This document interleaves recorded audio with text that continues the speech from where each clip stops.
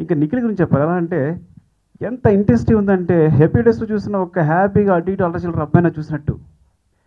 మీరు నమ్మండి, నా మాట నిజం, మీకు కూడా తెలిసే విషయం. ఇంతవరకు ఒక తెలుగు హీరో అలాంటి ఎక్స్ప్రెషన్స్తో రాలేదు. అలాంటి ఎక్స్ప్రెషన్తో రాలేదు.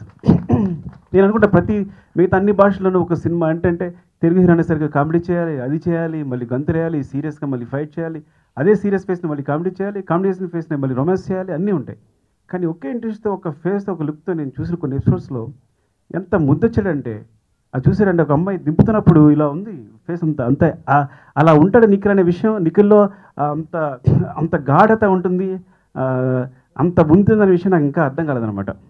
God bless you Nikhil. అసలు నీకు సంథింగ్ ఇట్స్ వెరీ డిఫరెంట్. అసలు ఇలాంటి ఎందుకు ఎంచుకున్నందుకు, నువ్వు సుధీర్ నమ్మినందుకు చాలా I am thankful to you, serious చెప్తున్నాను, because as a director. Please subscribe. Hi, it's me Purna. Please subscribe.